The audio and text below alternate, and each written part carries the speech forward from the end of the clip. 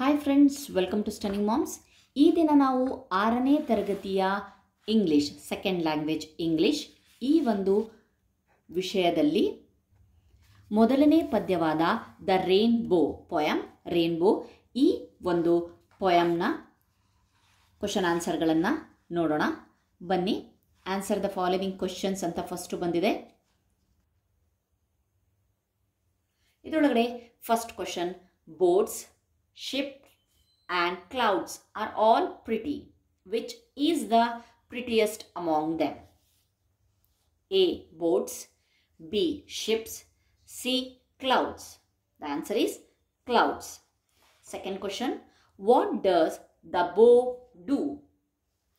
A. Builds a road from earth to sky. B. Bridges heaven and earth. C. Both A and B. Option A and B. The right answer is B. Bridges heaven and earth. The third question, what is much prettier than the bridges on the rivers? A. The rainbow that bridges heaven and earth. B. Boats that sail on the rivers. C. Ships that sail on the seas. C. Option C is the right answer.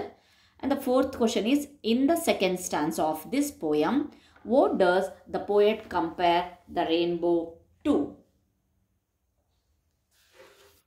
Okay.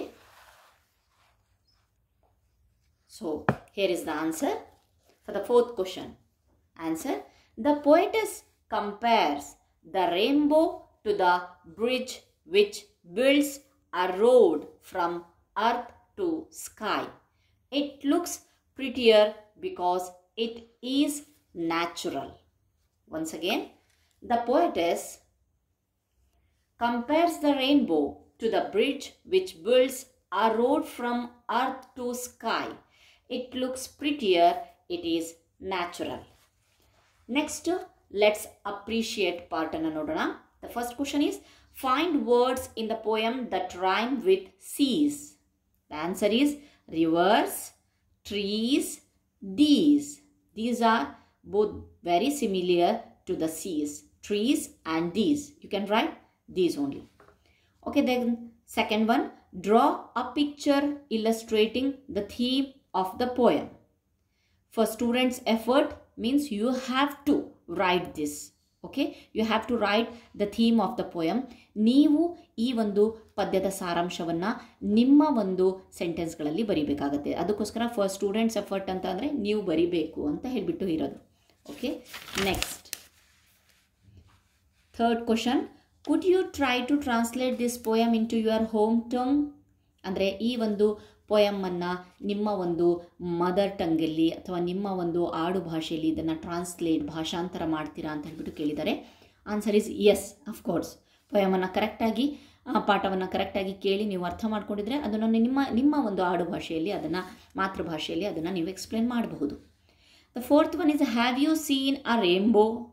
What are the different colours we find in a rainbow? ನೀವು ಯಾವತ್ತಾದರೂ ಕಾಮನ ಬಿಲ್ಲನ್ನು ನೋಡಿದ್ದೀರಾ? So ಹಾಗಾದರೆ ಯಾವ್ಯಾವ ಬಣ್ಣ ಇದೆ ಕಾಮನ ಬಿಲ್ಲಿನಲ್ಲಿ ಅಂತ ಕೇಳಿದ್ದಾರೆ. Answer is yes, I have seen a rainbow. Have you seen a ರೇನ್ಬೋಗೆ ಅದಕ್ಕೆ answer yes, I have seen a rainbow. I have seen a rainbow.